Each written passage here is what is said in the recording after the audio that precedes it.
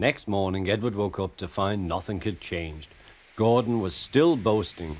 "You watch me, little Edward, as I rush through with the express. That will be a splendid sight for you. Goodbye, little Edward. Look out for me this afternoon."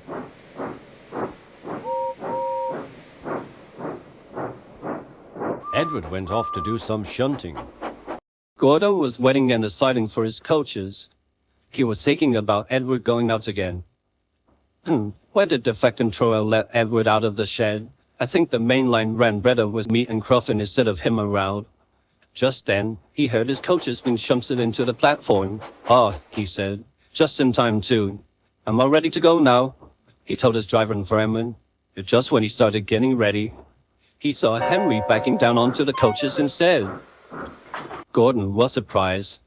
"What is this?" he asked. The inspector came up to Gordon.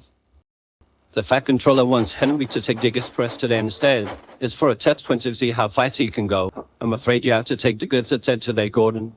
"What?" gasped Gordon. "But, Sarah." "Sorry, Gordon," said the inspector. "I'm not in charge here." He then walked away. "Well, Gordon," said his driver, "it's the fat controller's orders." After the goods train was arranged, Gordon reluctantly backed down into the train. He didn't like goods trains. They were dirty, rusty, and full of coal, freight, and other industrial objects. As the guard blew the whistle, he left the station. Edward liked shunting. It was fun playing with trucks. He would come up quietly and give them a push. Then he would stop and the silly trucks would go bump into each other. "Oh!" they cried. "Whatever is happening?"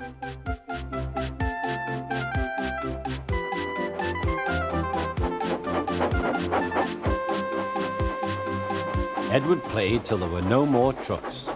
Then he stopped to rest.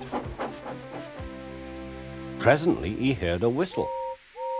Gordon was very cross. Instead of nice shining coaches, he was pulling a lot of very dirty trucks. "A goods train, a goods train, a goods train," he grumbled. "The shame of it, the shame of it, oh, the shame of it."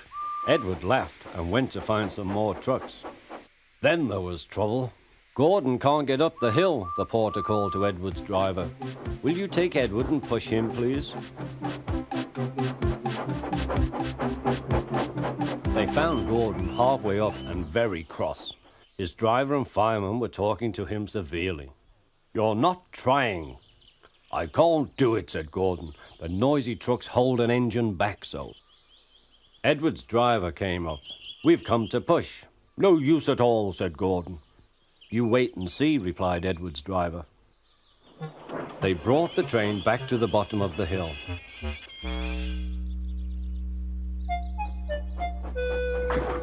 "I'm ready," said Edward. "No good," grumbled Gordon.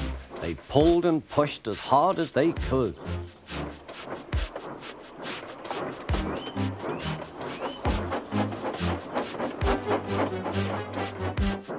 "I can't do it, I can't do it, I can't do it," puffed Gordon. "I will do it, I will do it, I will do it," puffed Edward. Edward pushed and puffed and puffed and pushed as hard as ever he could. And almost before he realized it, Gordon found himself at the top of the hill. "I've done it, I've done it, I've done it," he said proudly. He forgot all about Edward and didn't wait to say thank you. Edward was left out of breath and far behind. He ran on to the next station, and there he found that the driver and fireman were very pleased with him. The fireman gave him a nice long drink, and the driver said, "I'll get out my paint tomorrow and give you a beautiful coat of blue with red stripes. Then you'll be the smartest engine in the shed."